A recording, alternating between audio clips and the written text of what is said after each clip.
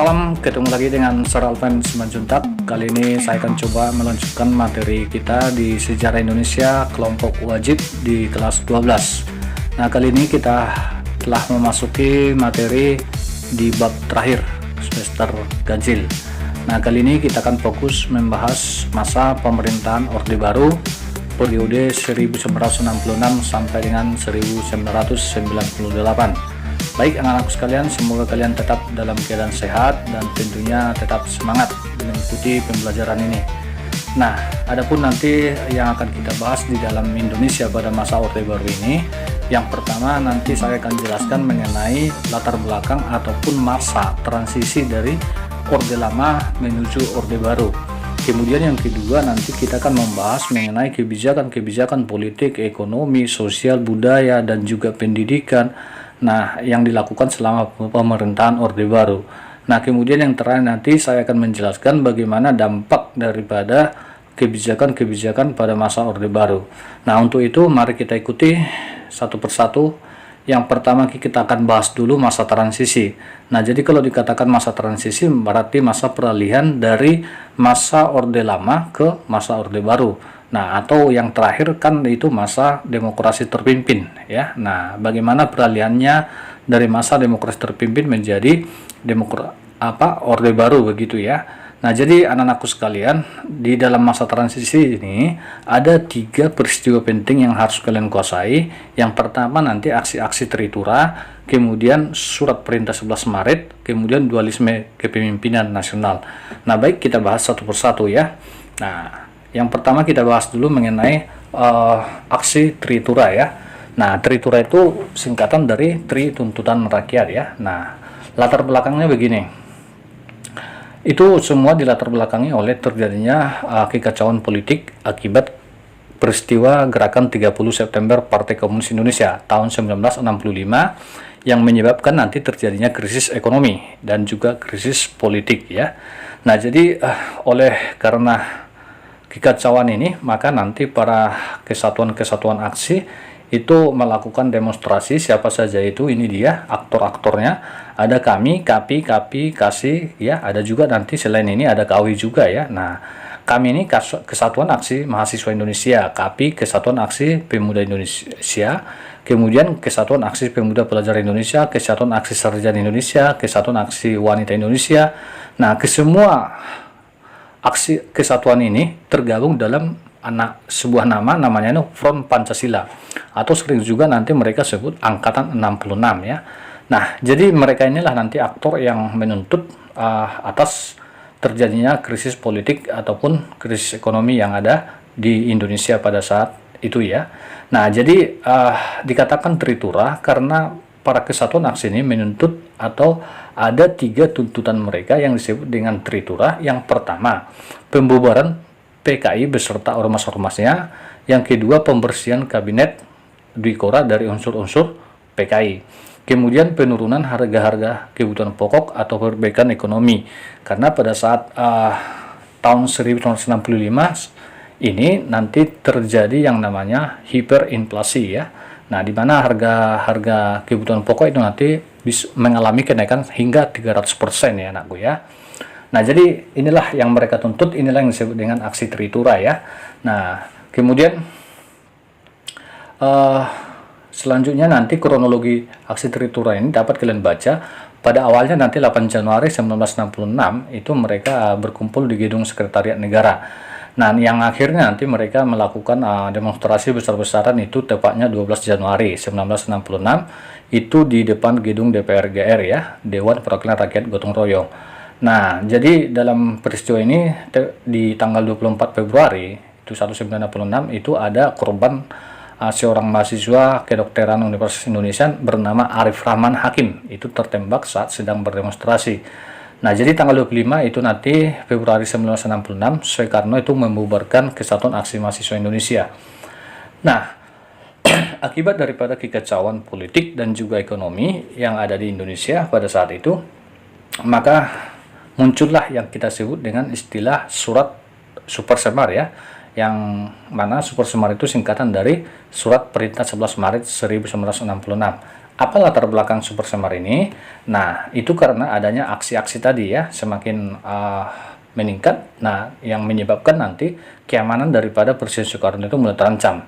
Nah, jadi Presiden perlu memulihkan kewibawaan pemerintah dengan mengeluarkan surat perintah ini nih. Seperti apa isinya surat perintah 11 Maret ini?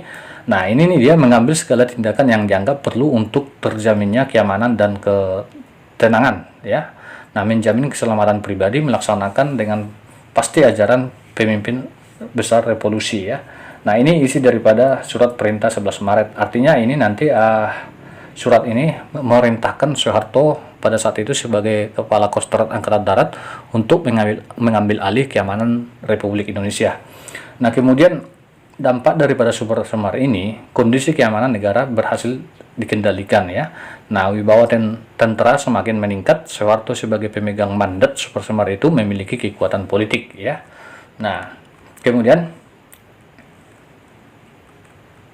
kita lanjut. Setelah itu nanti dampaknya terjadilah yang disebut dengan istilah dualisme kepemimpinan nasional ya. Dualisme kepemimpinan nasional di sini maksudnya antara Soekarno dan juga Soeharto ya. Nah, mengapa terjadi dualisme kepemimpinan nasional? Ini dia ya. Nah, berdasarkan ketetapan nomor 14 MPRS 1966 itu menyatakan apabila presiden berhalangan, kedudukannya digantikan oleh pemegang mandat Super Semar. Sementara berdasarkan ketetapan nomor 13 MPRS nomor 1966, MPR memberikan tugas kepada pengemban mandat Super Semar. Nah, jadi inilah sebenarnya yang membuat terjadinya dualisme kepemimpinan. Artinya nanti di sini masyarakat bisa dikatakan terpecah menjadi dua, ada pro Soekarno dan ada juga anti Soekarno atau pro Soeharto begitu ya. Nah, jadi dampaknya ini ya menyebabkan kekacauan politik semakin meningkat lagi gitu ya. Kita lanjut. Dampaknya ini ya, Soeharto turut menentukan nama-nama menteri yang mengisi pos jabatan kabinet Ampera. Presiden Soekarno berkedudukan sebagai pemimpin kabinet, sedangkan Letjen Soeharto bertindak sebagai pelaksana pemerintahan. Nah, popularitas Presiden Soeharto semakin merosot. Nah, jadi Soeharto semakin meningkat. Muncullah tuntutan agar Presiden Soekarno mengundurkan diri dari jabatannya. Nah, disinilah nanti antara pro dan kontra terhadap Presiden Soekarno ya. Selanjutnya kita membahas mengenai kronologi pengunduran diri Presiden Soekarno. Ini dia, dapat kalian baca ya.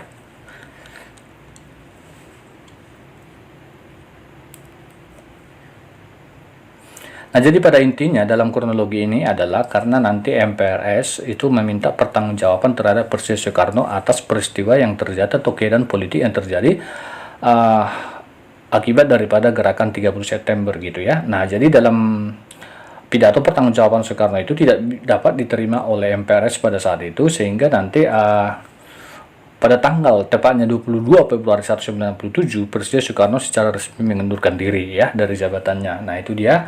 Maka sejak ini nanti resmilah lahir yang namanya Orde Baru. Tapi perlu anak-anak kami ingat bahwa setelah munculnya Super Semar tadi, surat perintah 11 Maret 1966, sebenarnya sudah lahir tonggak sejarah baru di Indonesia. Itulah yang dinamakan dengan Orde Baru ya. Jadi perlu kalian ingat, maka di judul tadi Orde Baru itu 1966 sampai dengan 1967. Walaupun nanti Soeharto itu secara resmi diangkat menjadi presiden nanti tanggal 22 Februari 1967 begitu ya. Nah, kita lanjut. Kita masuk stabilitas politik dan rehabilitasi ekonomi. Nah, tentu setelah Soeharto itu menjadi Presiden Republik Indonesia yang kedua, tentu banyak hal yang mau dia perbaiki. Yang pertama, tentunya dia harus menstabilkan politik ya, dan juga merehab atau memperbaiki keadaan ekonomi yang sudah rusak begitu ya. Nah, jadi stabilisasi dan rehabilitasi yang dilakukan. Nah, misalnya nanti dengan cara pelaksanaan demokrasi, stabilisasi politik dan keamanan, penyeragaman, penerapan dui fungsi ABRI, rehabilitasi ekonomi pada masa Orde Baru, kebijakan pembangunan. Nah, inilah yang akan kita bahas satu persatu, seperti apa kebijakan-kebijakan yang diambil ya. Oke, kita lihat stabilitas atau stabilisasi politik dan keamanan masa Orde Baru. Yang pertama, ini boleh juga dikatakan kebijakan terhadap luar negeri. Indonesia kembali menjadi anggota PBB tepatnya 28 September 1966. Perlu anak-anak kami ingat, pada tanggal 7 Januari 1965 Soekarno kan mengeluarkan Indonesia dari keanggotaannya di PBB kan gitu ya. Nah, tetapi setelah kurang lebih 1 tahun kita itu menjadi negara yang terkucil. Artinya terkucil, kita itu menjadi sulit ya, menjadi sulit untuk memperjuangkan perjuangan-perjuangan kita di meja-meja internasional begitu ya. Nah, kemudian yang kedua, bahwa mengakhiri konfrontasi dengan Malaysia ya. Nah, mungkin anak kami masih ingat yang namanya Dwi Kora ya. Nah, masalah Sarawak dan Sabah pada saat itu. Nah, apa tujuan daripada Soeharto untuk menormalisasi hubungan antara Indonesia dengan Malaysia? Sebenarnya tujuannya di sini adalah untuk mengembalikan kepercayaan dunia internasional terhadap Indonesia, bahwa Indonesia itu benar-benar menjalankan politik luar negerinya, yaitu cinta perdamaian begitu ya, politik luar negeri bebas aktif. Nah, kemudian yang ketiga, membentuk atau memprakarsai berdirinya ASEAN, itu 8 Agustus 1965 ya, ada 5 negara termasuk Indonesia pada saat itu. Kemudian menggabung atau fusi partai menurut Undang-Undang Nomor 3 tahun 1977 tentang fusi parpol ya. Nah, kemudian penerapan politik bebas aktif. Nah, bukti konkretnya ini nanti kita mengirimkan KONGA. KONGA itu singkatan dari kontingen Garuda dalam hal misi perdamaian dunia. Nah, pertama sekali nanti kita kirim ke Mesir, kedua itu ke Kongo ya. Nah, itu dia.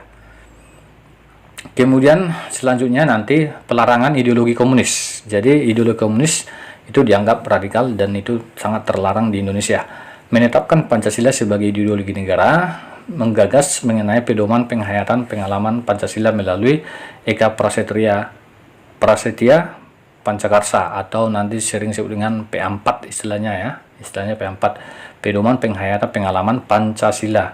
Kemudian mengharuskan semua partai politik menganut ideologi Pancasila. Nah, selanjutnya melakukan pemilu. Nah, jadi selama Orde Baru itu ada 1, 2, 3, 4, 5, 6, ada 6 ya, 6 kali pemilu dilakukan. Itu tahun 71, 77, 82, 87, 92, kemudian 97 ya. Nah, kemudian membentuk Departemen Pers sebagai pusat pers ya. Nah, selanjutnya membangun jaringan satelit, yaitulah yang kita namakan satelit Palapa ya, yang diluncurkan pertama sekali itu tahun 1967 kalau bisa. Selanjutnya mengendalikan mahasiswa dengan apa? Dengan cara membentuk NKK ya, normalisasi kehidupan kampus, dan juga BKK, Badan Koordinasi Kemahasiswaan. Itu tahun 1978 ya. Nah, kemudian kebijakan selanjutnya yaitu penerapan dui fungsi ABRI. Nah, konsep ini pertama sekali diusulkan oleh Jenderal A.H. Nasution, menyatakan bahwa tugas ABRI tidak hanya berkaitan dengan keamanan tetapi dalam sosial dan politik. Artinya dui di sini dua. Jadi di sini ABRI berperan dalam 2 tugas, yaitu dalam tugas pertahanan dan juga sosial politik, itu maksudnya. Nah, tetapi sekarang itu sudah dirubah setelah reformasi, nanti ABRI ini, dui fungsi ABRI ini dihapuskan ya, dipisah lagi antara TNI dengan Polri.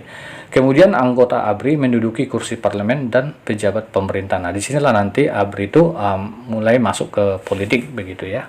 Selanjutnya kebijakan yang diambil misalnya dalam hal rehabilitasi ekonomi.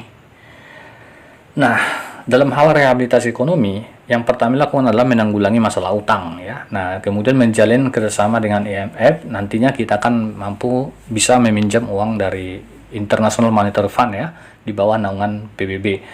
Kemudian dengan cara menarik para investor, yaitu dengan mengeluarkan Undang-Undang RI Nomor 1 Tahun 67 mengenai penanaman modal asing. Nah, di sini nanti banyak para investor asing datang ke Indonesia ya. Nah, yang nantinya ini sebenarnya dapat membuka lapangan kerja seluas-luasnya. Kita lanjut kebijakan pembangunan pemerintahan Orde Baru, misalnya di bidang pendidikan. Nah, di bidang pendidikan yang paling menonjol pada masa Orde Baru yaitu Sekolah Dasar Impres. Nah, di seluruh pelosok Indonesia. Nah, kemudian merancang program wajib belajar 6 tahun, kemudian wajib belajar 9 tahun ya. Nah, ini dia program yang paling menonjol. Kemudian di bidang kesehatan itu mendirikan puskesmas, pusat kesehatan masyarakat, posyandu, pos pelayanan terpadu ya. Nah, kemudian merencanakan yang namanya program KB keluarga berencana ya, cukup 2 anak, menanggulangi yang namanya pertumbuhan penduduk yang sangat melonjak. Nah, ini dia, ini boleh juga nanti termasuk salah satu atau beberapa prestasi daripada pemerintahan Orde Baru ya. Nah, kemudian kita lanjut di bidang ekonomi, misalnya peningkatan peran badan usaha milik negara ya. Nah, misalnya Pertamina ya. Kemudian perluasan lapangan kerja dengan misalnya proyek padat karya, karena padat karya itu membutuhkan tenaga kerja yang banyak sehingga pengangguran berkurang nantinya ya. Nah, di bidang ekonomi masih ada pembangunan, nanti pembangunan itu dibagi 2 oleh pemerintahan Orde Baru. Ada pembangunan jangka panjang dan ada pembangunan jangka pendek. Pembangunan jangka panjang ini tertuang dalam GBHN, garis-garis besar haluan negara. Nah, ini cukup bagus sebenarnya ya. Nah, jadi ini nanti untuk 30 tahun ke depan. Kemudian yang 30 tahun ini bagaimana cara membangunnya, itu dibangun dalam jangka pendek disebut dengan repelita. Nah, repelita ini dibagi, artinya repelita rencana pembangunan 5 tahun. Jadi satu tahap itu 5 tahun.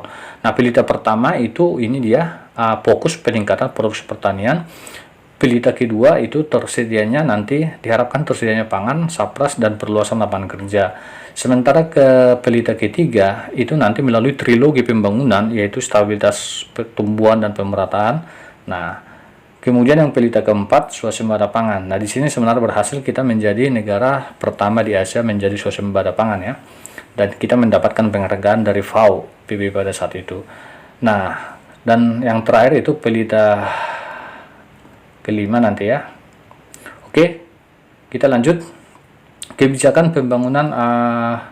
Selanjutnya kita lihat misalnya dalam bidang pertanian nanti ya, masih ekonomi, yang paling menonjol nanti ada revolusi hijau ya.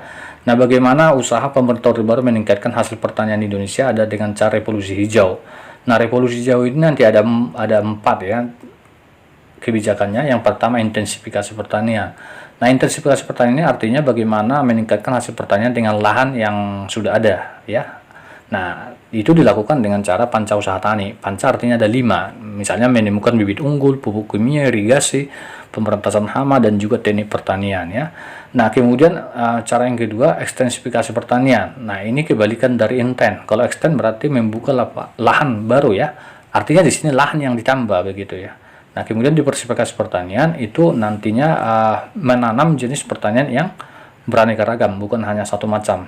Kemudian rehabilitasi pertanian, memperbaiki lahan-lahan yang sudah kritis. Nah, jadi keempat daripada kebijakan ini disebut itu dengan revolusi hijau, dan ini cukup berhasil pada masa itu, dan kita menjadi swasembada pangan ya.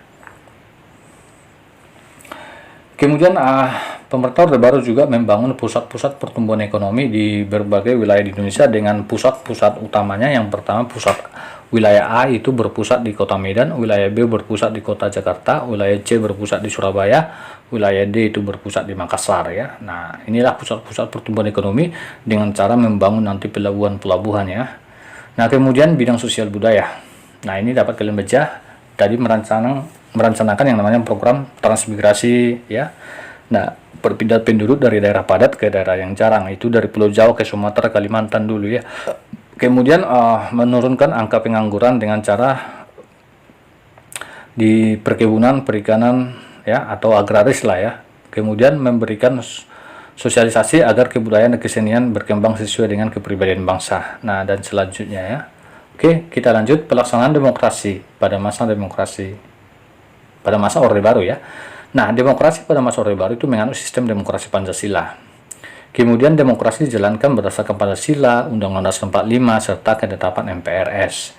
Dan DPR GR itu diberi beberapa hak kontrol selain tetap mempunyai fungsi untuk membantu pemerintah ya. Nah, sebagai lembaga kepresidenan itu merupakan pengontrol utama sebagai negara ya. Nah, DPR, MPR. Nah, cuman ini sudah berbeda dengan sekarang setelah nanti struktur pemerintahan atau undang-undang dasar kita itu di amandemen ya. Oke, kita lanjut. Mengenai integrasi Timur Timur. Nah, jadi bergabungnya Timur Timur dengan Indonesia nanti itu pada masa Orde Baru tepatnya ya. Nah, perubahan kebijakan itu nanti setelah terjadinya revolusi bunga ya, yang mana nanti Portugis mulai meninggalkan dari jajahannya termasuk Timur Timur ya. Nah, jadi rakyat Timur Timur menghendaki nanti untuk bergabung dengan Indonesia ya. Nah, bagaimana proses integrasinya ini dia.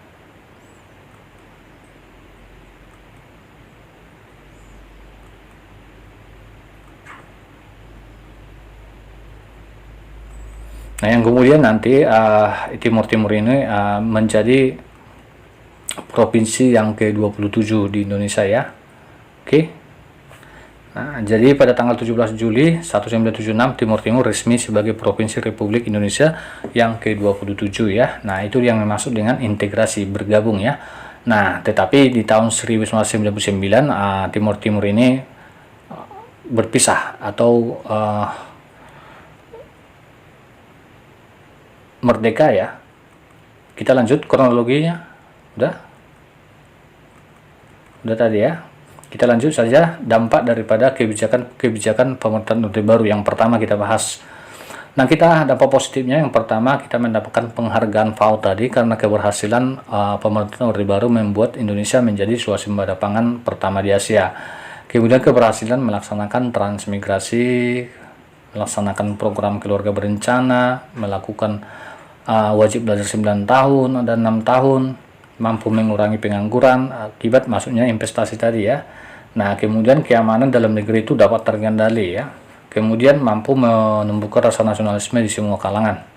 Nah, itu dampak positif. Nah, adapun dampak negatifnya yang mana nanti praktik korupsi, kolusi, nepotisme itu semakin merajalela. Sistem pemerintahan yang sentralistik artinya pemerintahan yang terpusat ya. Nah, beda dengan sekarang ya, adanya kesenjangan sosial di antara masyarakat ya. Kemudian ada golongan oposisi itu tidak berkembang ya, karena itu ditutup ruang lingkupnya ya. Nah, kemudian adanya kebebasan, ini nanti tidak ada kebebasan pers ya, maaf salah tulis. Birokrasi rumit dan berbelit-belit, kemudian masih banyak lagi. Nah, saya rasa itu materi kita yang terakhir ya. Terakhirnya masa pemerintahan Orde Baru di Indonesia itu menyebabkan lahirnya reformasi di Indonesia. Nah, mengenai reformasi di Indonesia itu akan kita bahas di semester genap. Demikianlah penjelasan mengenai masa Orde Baru di Indonesia. Nah, anak-anak kami boleh kembangkan nanti pengetahuan sejarahnya dengan cara membaca sumber-sumber lain. Semoga apa yang saya sampaikan kalian bisa memahami secara umum ya. Nah, secara umum bagaimana kronologis perjalanan bangsa kita itu ya. Salam jas merah dari Sir Alven.